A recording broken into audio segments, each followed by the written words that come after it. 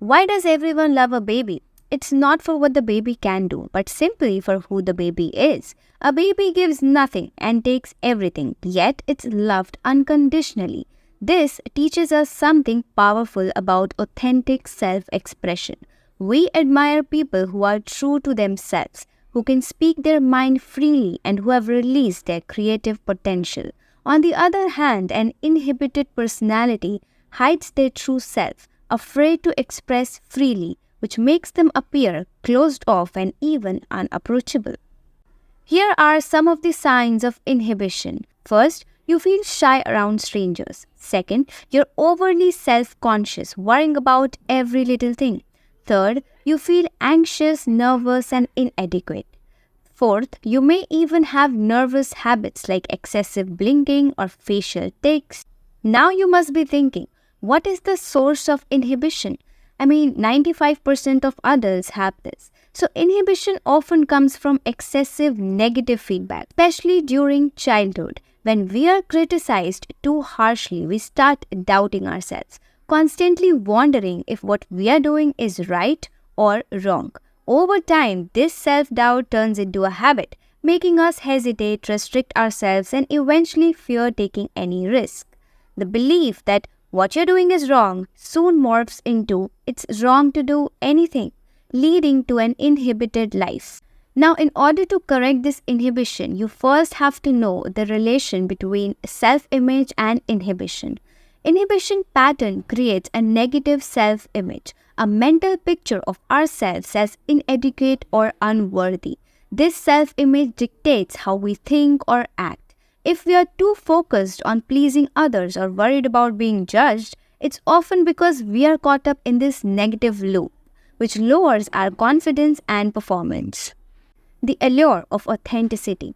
Ever notice that the person who breaks the rule in a room full of people seems the most attractive? They are authentic, unapologetically themselves. We are drawn to these people because they embrace their true identity, which is a challenge but highly rewarding.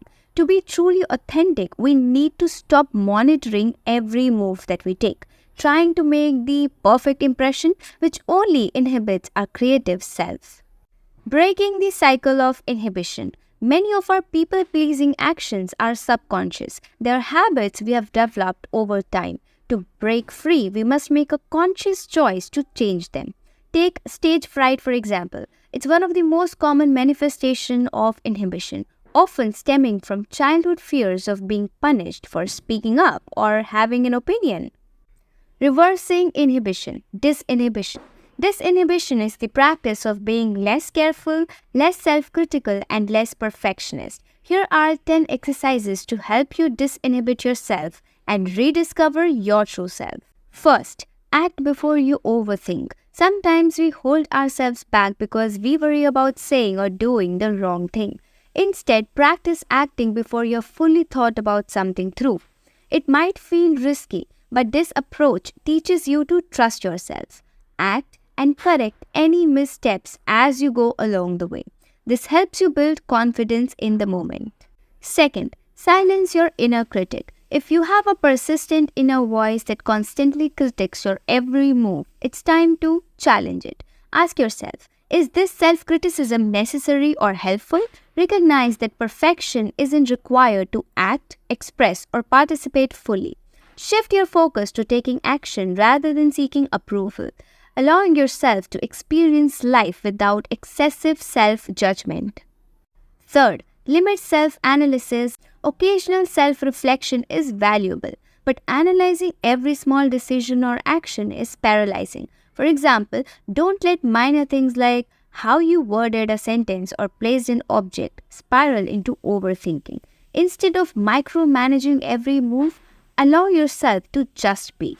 Reserve deep reflection for specific times, maybe monthly or quarterly rather than day-to-day moments. Fourth, express positive emotions freely.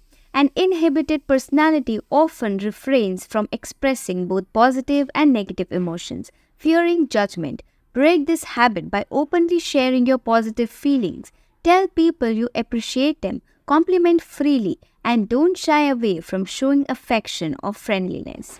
Embracing positive expressions builds your comfort with self-expression, making it easier to share your feelings naturally. Fifth, take small conscious risk daily. Every day push yourself to do something slightly out of your comfort zone. It could be starting a conversation, trying a new hobby, or voicing an opinion you would usually keep to yourself. Small acts of courage build up, gradually making disinhibition feel more natural. Sixth, challenge habitual behaviors. Identify behaviors you automatically avoid and do the opposite. If you normally stay quiet in group settings, practice speaking up. If you usually stick to routines, try adding spontaneity. Breaking out of habitual patterns help you see beyond your self-imposed limitations and builds resilience. Seventh, embrace imperfection. Recognize that perfection is an illusion. The fear of not doing something perfectly often keeps us from doing it at all. By embracing imperfection, you give yourself permission to make mistakes and learn from them. Accept that every attempt, even if flawed, brings growth and builds self-assurance. Eighth, experiment with expressive exercises. Try out expressive practices like journaling your thoughts without censoring, dancing like no one's watching, or singing in the shower. These seemingly small acts of uninhibited expressions help loosen the rigid self-restraint, gradually training your mind to act without overanalyzing. Ninth, focus on your own approval. Rather than constantly wondering what others think, prioritize your own approval. Shift from seeking external validation to cultivating internal confidence. When you care more about living authentically than about pleasing others, you free yourself to be your true self.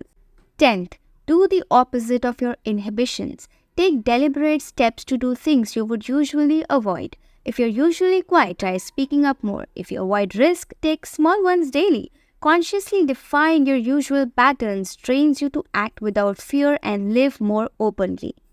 Final thought, break free from inhibition by doing the things you're afraid of.